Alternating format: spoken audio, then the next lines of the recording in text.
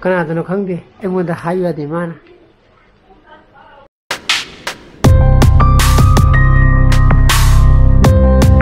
Good morning guys, welcome back to my channel. मैं मुंgai बेने खाली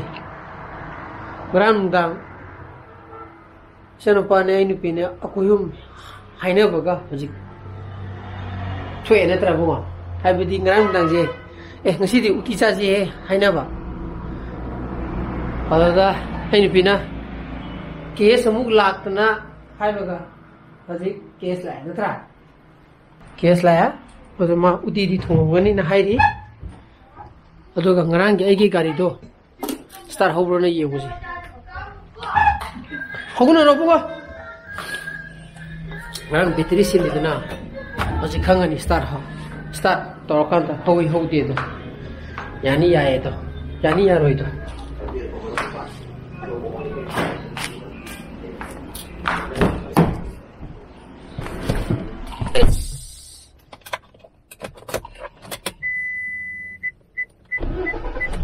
Yes, hore. Gari start hore. Confirm. Amuk tak ye.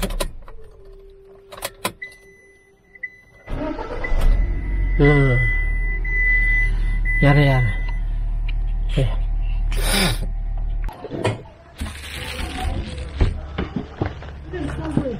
Si blue join na.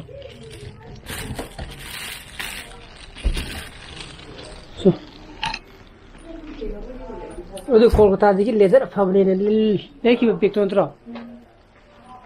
उधर मनुष्य शेगाय करे तो नंगसी की प्लान से उती में थोंगा चनो पके संकुक नु तो रगा चाब खोपन हाइना बने बा तो बगा हाइ बगा अनि ने बलाई जे केसनी लक्षरगा जु केसनी जे मागी सीनियर ऑफिसर तमोदुगा ये थोंना करे बको माना नि आइदि चपदो फरकता ने लमदांग दो कोई केनो ओइ भाइतारे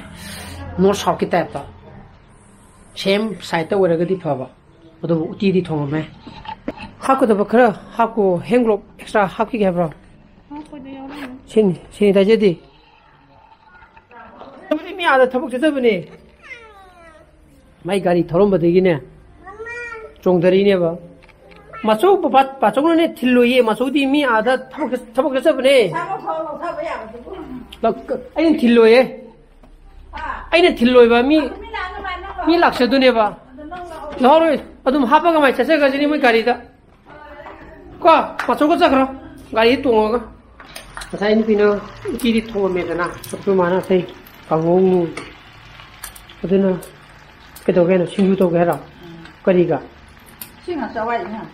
오케이 시로 샬라시네 캡시컴 내고 오리지 저는 어디 싹싹하게 사디기 하여봐 많아 Oke, fasad ni ba? Takon chancer lagi tiga na. Man, kita coba kan.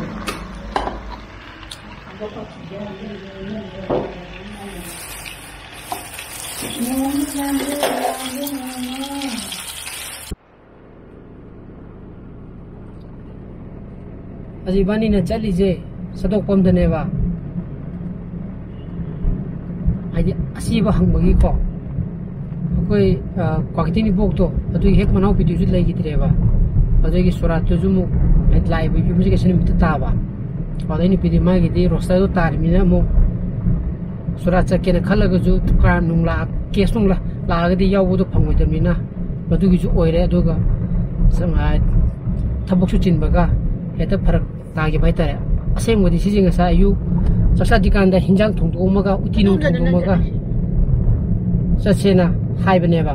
सिदि चंगगे अदम मा मुके चथोकरेना अदा होसाइ पुंग अमा स्वाइदा हले अदाजि पुंग अनि मखाइ तारे अदा सि थोंजम दकाइ दे फाउजि लगोइना चरा खरनेबा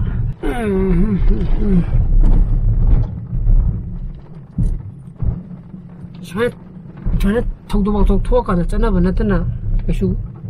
상나들어야 되나 실례도 눈이네 네 아붕어라 얘 돈에 섞으니 했다 우리 누나 토그라 봉아 아붕아 너 जैकेट करी संगो इंगनी मामू बजा तुम चलो तो सिगी जैकेट है सुबजे सी लिसे लो दो मार्क्स में सुम हाफ को नंगी फीगी मार्क्स तो खंगबा मपान नुं थोप कांदा बको नंगी फीगी मार्क्स तो मसाय उपदुदी ओइना उने अदगी इनाव पेगा अंगांग जिमगा कोनी तोय द सकनी न तौरिबा ai je moi je compulsory sak chara ke han ai hange ka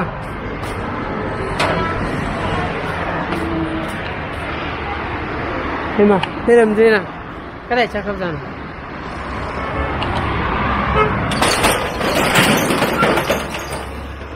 leitina oh ta sile mit sile re ni chak chak to na lại một cái này khát đi quên đi chắc chắc tôi rồi à ha tiêu Iran tiêu đúng không lúc ta cái gì lúc ta chắc cái này này tôi này chắc chụp à lúc ta được ta đi đó ông 어쩌로 누구 사는 거는 건 그런 아니 아니지나 아기 가리지 어떤 게 또봐 시 더도 그때 야로다 봐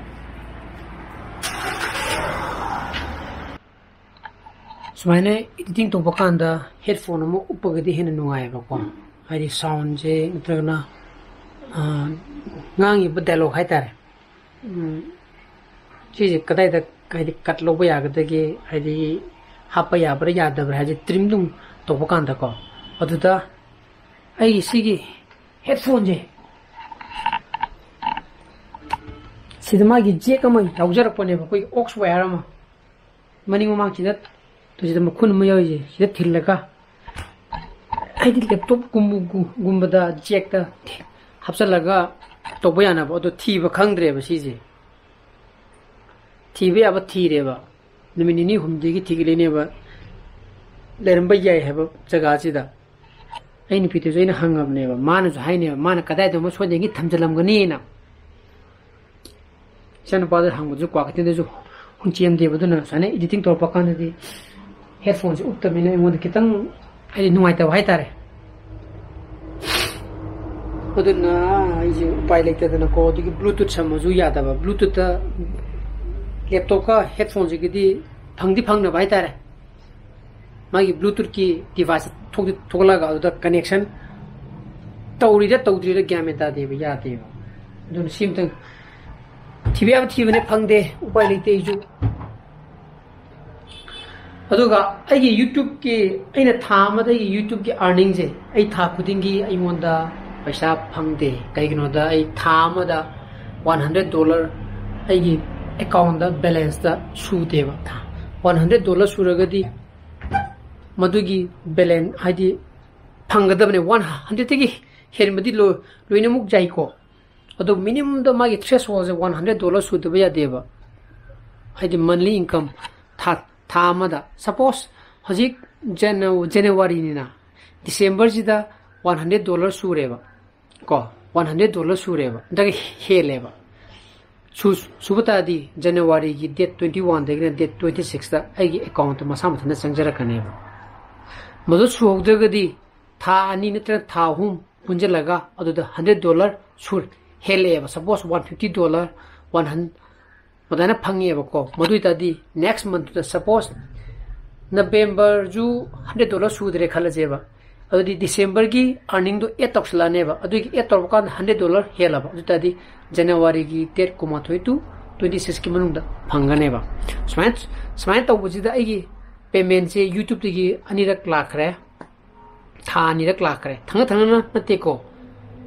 थंग नते हान बगिदो October August tar keno la la ki mo dai na phangi je 12,000 something phange adagi mu second payment amuk la kare October da November da madu ju mu 12,000 something aduna November da lai je October ga September ga October gi ani do punja laga November da phangi ne ba adun hanta ki tha January je chi 21 to 26 da mo gi third payment amuk changa ne ba $100 हेंगरेबा चीजना आइगी नवंबर दा फंगबदुगा December दा फंगबुजिगा पुल पुंजला कांदा $150 어다이나 수그래버고 모두주 묵장하네요. 어두나 타마다 each and every 타 쿠딩기 아이 후지 팡데 तबु था अनि पुंजलगा था अहम सुब कान fungi जनी को अदना हंदक थाजदे की थर्ड पेमेंट लाकने अदना इन हाइदुजे YouTube की पैसा तान बे यामने याये मतम दि संगनी होना बदि च मतम संगनी होना दब यारोय अइने तौरिबा की कंटेंट ब्लॉग तो मदुदुना कयाम ग्रो लेरोइतुनो हाबिंग मतुंगिना दुबु अयु मियोबो कोबुनिना